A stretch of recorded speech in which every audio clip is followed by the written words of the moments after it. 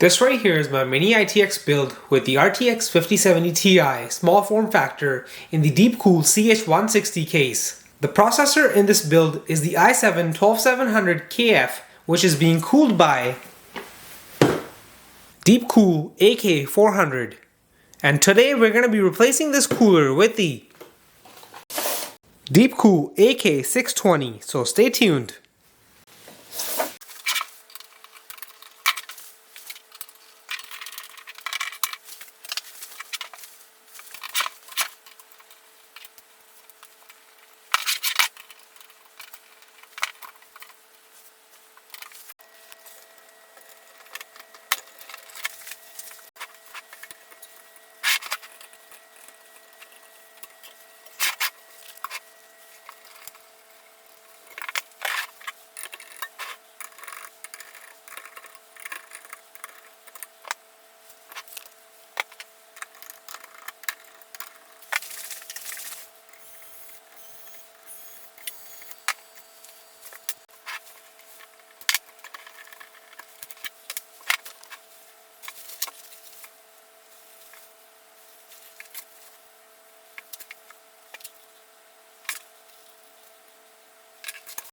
And here's all the stuff that this cooler comes with to install it.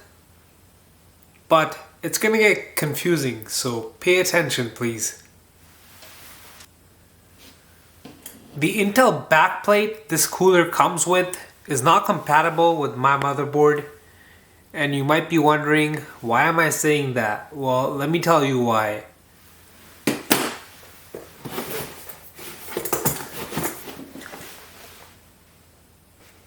And this is the cooler that we just took off, and it comes with the same type of backplate, but it's a little different. So let me show you the differences.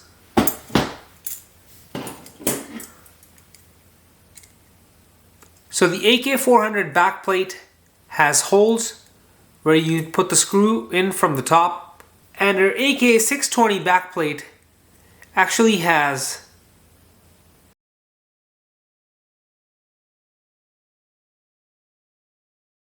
so it's a little different, but what I'm trying to get at is the layout of the backplate.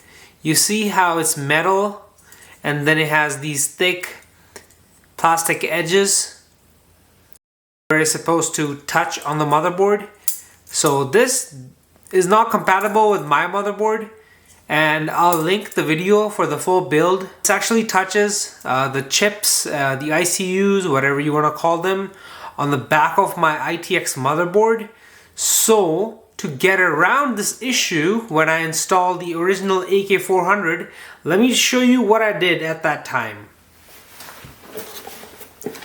So I used the backplate from the AG400. This is the backplate from the AG400 for the LGA 1700 socket, and I used this because this doesn't have the thick edges that can touch with the chips and all those ICUs and transistors on the back of the motherboard, which my ITX motherboard had.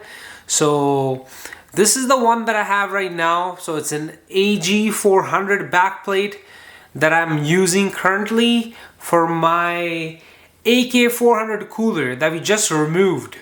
So I'm gonna keep this backplate. This is what I have right now. I'm not gonna remove it. This is an extra one that I'm showing you. So the one that I have in the PC, we're not removing that. I'm gonna install the AK620 cooler with the AG400 backplate, and just keep watching. We're gonna do it. So now let's remove the items that we're not gonna use. For example, the backplate that came with the AK620. We're not using this. The thermal paste, I'm going to use a different one. And this hardware right here, the one that's two-tone, black and silver, this is for AMD. We're not using this. And these nuts, we're not using these either. This right here is a splitter that we're going to use to connect the two fans that come with the AK620. So these two items are going to be essential to drive the screw. We need this long Phillips head and the Intel hardware, but not all of it. Let me show you why. So right off the bat, these right here are not compatible with our socket. This is for a different Intel socket, so this is not for the LGA 1700, so let's put these away. Wait, we actually can't use these. So this backplate would go underneath the motherboard, and then you would screw these little standoffs on top. So then after installing the standoffs, you would put the top plate and these nuts. You would install these nuts over here to bolt this down, and this is where you would bolt down the cooler. But we're not doing this because the backplate that we have, as you can see, we can't install the standoffs on top of these holes. So what do? So here's the answer to how we're gonna use the AK620 bracket using the AK400 or the AG400 hardware. So what I'm holding is the standoffs for the LGA 1151 or the 115X socket, and you might be wondering, why am I gonna use the wrong socket hardware for the LGA 1700 socket? And the answer is, the standoff that we're supposed to use, the standoff that comes with the AK620, is the same size as the 1151 socket. How surprising is that? So I know it's kind of hard to see in the camera. Let me focus the camera. Here we have it focused. So here you can see they're the same length. So we're gonna be using the standoff for the 1151 socket. I know this is weird, but let me show you how it's gonna work. For example, the standoffs that we currently have, let me pull one off. The correct LGA 1700 socket is smaller. As you can see, it's the ribbed one. Is smaller than the 1151 socket.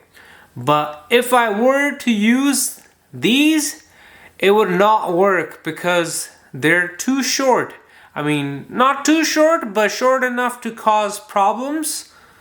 So let me hold these three together so you can see how the 1151 standoff would be better.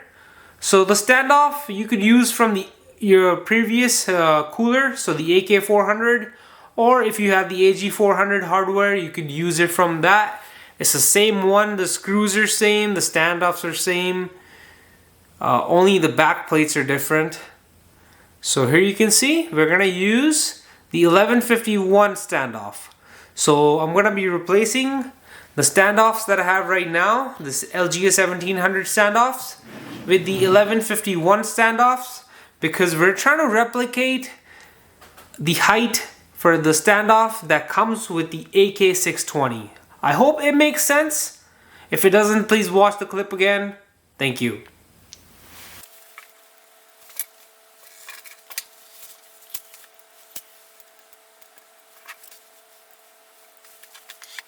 So since we're using the same backplate, we're going to be using the same screws that came with it. So let's put the top plates for our new cooler, the AK620 cooler, but using the hardware that did not come with it. Interesting, but this is how we're gonna make it work. So this curve is gonna be at the top. This edge is gonna be at the bottom. And by the way, we are going to be using number 2 hole. So there's 1, 2, 3 on there. So use number 2.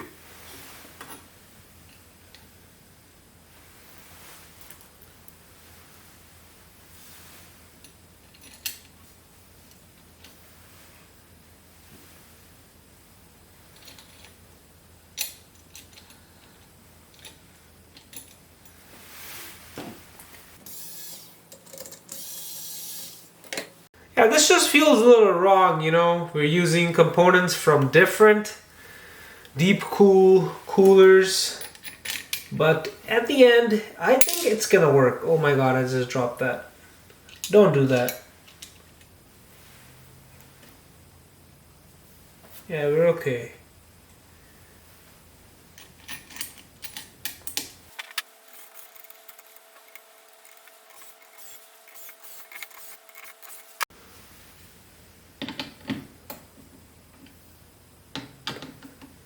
Like, not too tight, but tighter than the electric screwdriver. Just stop when you know it's tight.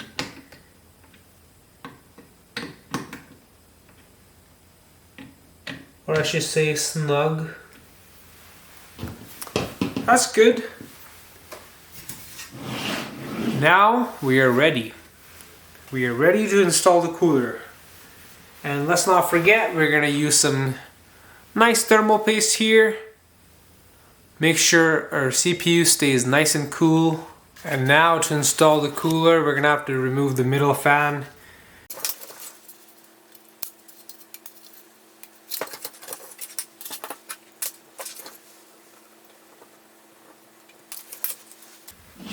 So we'll install this fan after. So I'm just going to put the cooler down to see how it fits. We're not peeling the label off or putting thermal paste just yet.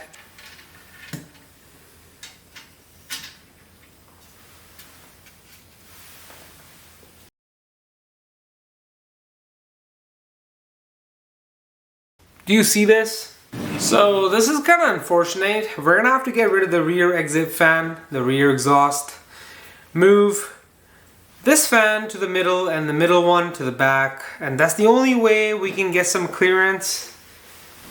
Only thing I'm worried about is if we do that, are we gonna have clearance with this right here?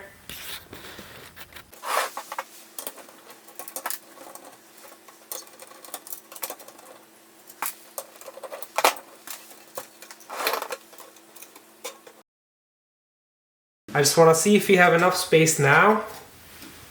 With everything out of the way, we're looking much better. And of course, I have to remove the fan from the front because this will be going in the middle.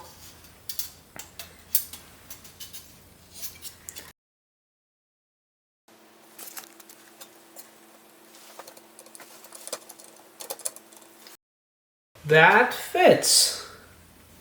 And that is good news. And now we just have to make sure, once we tighten it down all the way, we need to make sure it actually makes contact with the CPU, because let's not forget we are using different standoffs. We're not even using the backplate that came with this cooler, so you know, it's a Frankenstein DIY custom install, whatever you want to call it. So now let's put some thermal paste down and screw it down.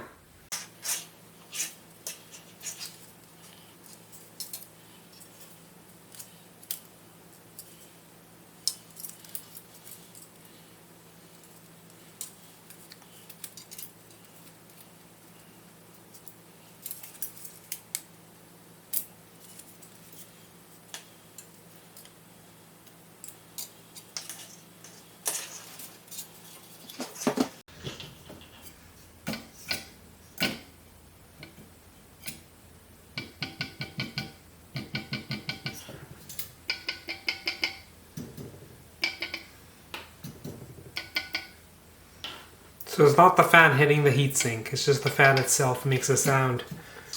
There's still a gap on both sides, no matter which side you use it on. By gap I mean there's some rubber that sticks out so the fan doesn't touch on either side.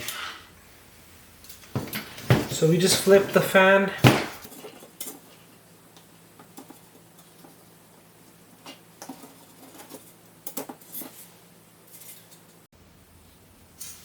Here we go. It's flush. And the middle one, we can't install it just yet because that's where we're gonna be putting the long screwdriver in that came with the cooler to tighten it down.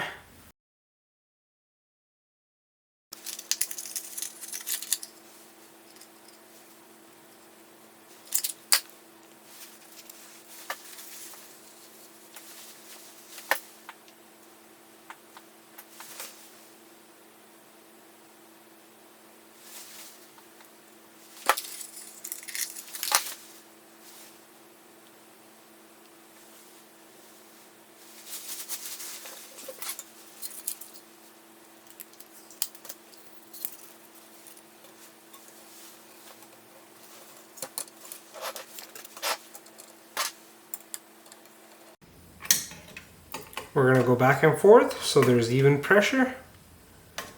So that will spread out our thermal paste evenly.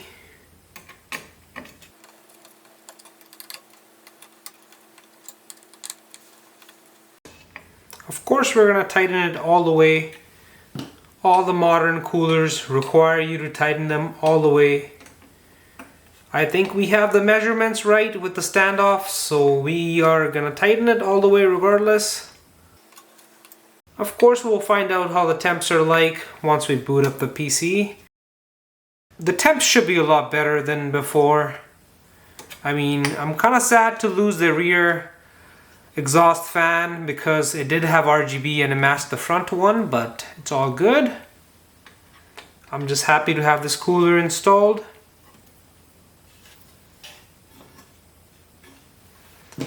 So there we go. We can't tighten it any further. It stopped right there, so we're not going to force it. Perfect. So now let's add the second fan. I'm just going to run the wire through before we clip the fan down. Now let's add the clips.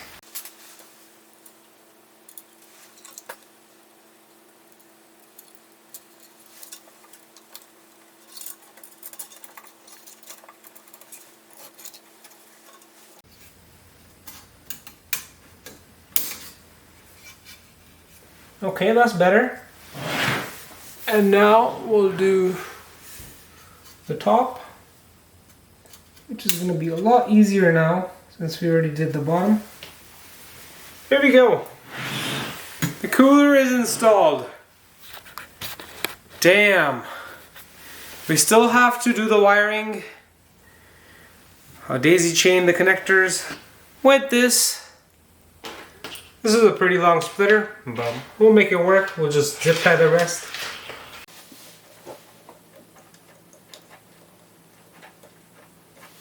Okay, you got that in.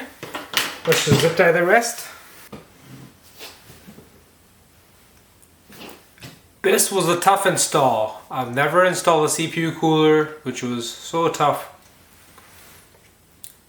Alright, now we're done zip tying all the cables, and this is how the new CPU cooler looks. I mean, it's a super tight fit, as you can see.